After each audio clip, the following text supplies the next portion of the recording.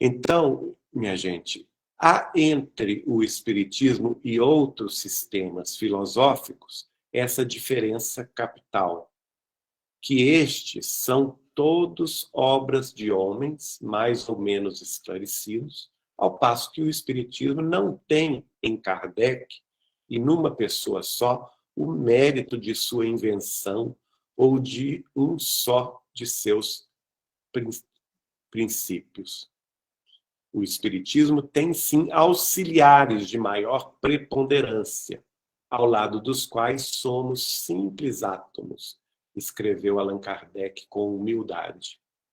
Então, nós não podemos dizer que o Espiritismo é de Allan Kardec ou é de Chico Xavier. Eles foram auxiliares, sim, da codificação, da demonstração do Consolador prometido pelo Cristo. Mas a doutrina dos Espíritos não lhes pertence. Pertence a Deus e a Jesus de Nazaré. Não é? Esses, sim, são os verdadeiros donos do Espiritismo. E assim como nós tivemos essas duas personalidades ilustres, Allan Kardec e Chico Xavier, em séculos diferentes, mas que são o mesmo espírito em missão, em uma missão dividida em duas etapas, somando tudo quase 200 anos, né? E Kardec reencarnou em 2004, aliás, 1804, e Chico desencarnou em 2002. Então, portanto, 198 anos, se somarmos ainda a gestação, 198 anos foi o trabalho em duas vidas deste mesmo espírito, que nós podemos dizer que foi o apóstolo consolador. Mas o próprio Chico dizia: eu não sou dono do espiritismo. Assim como Kardec dizia isso também, não é? O espiritismo é a revelação da verdade e ele procede de Deus. Uma das questões mais importantes do espiritismo, revelado, portanto, pelos espíritos superiores, é que ele tem determinados princípios básicos, segundo os quais nós temos, portanto, o edifício, a infraestrutura da codificação espírita. Então, se alguém questiona ou não aceita um desses princípios básicos, ele não pode se dizer espírita. Ele pode seguir outros tipos de escolas religiosas, mas nunca o espiritismo. Então, portanto, vamos ver alguns desses princípios básicos. Deus é o primeiro deles.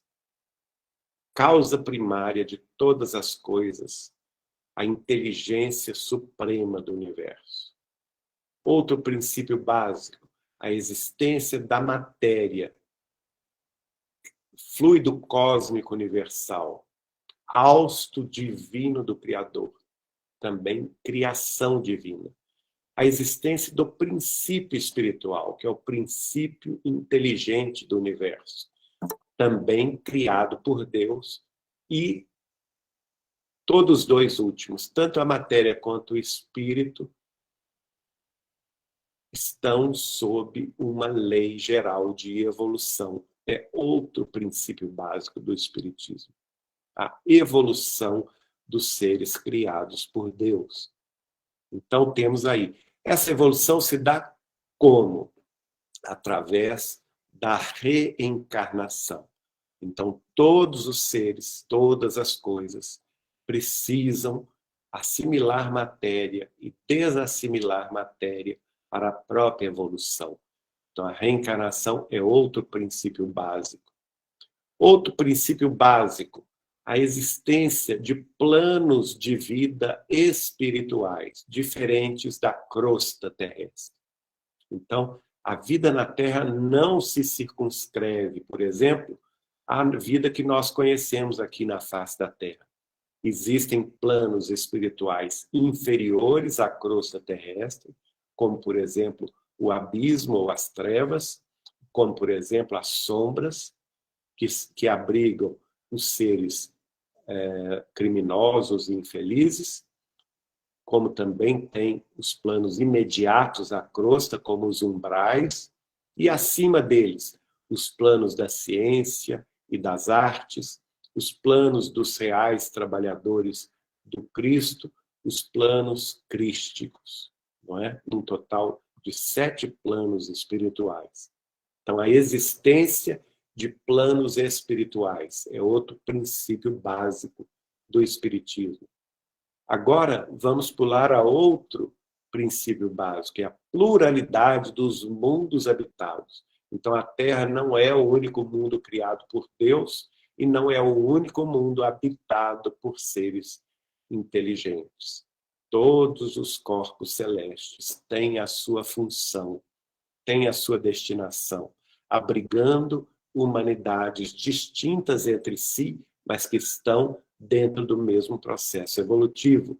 E nós vamos, conforme Chico disse no programa Pinga Fogo, de 1971, nós vamos reconhecer que não somos o único mundo criado por Deus, que fazemos parte de uma família universal. Então, esse princípio básico da pluralidade dos mundos habitados é o mesmo que fala sobre a existência de civilizações extraterrestres, tanto mais evoluídas do que nós, quanto menos evoluídas do que nós.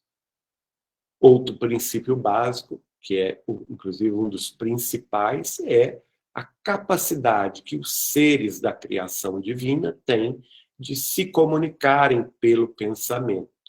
E esta capacidade, dentro do Espiritismo, é chamada de mediunidade.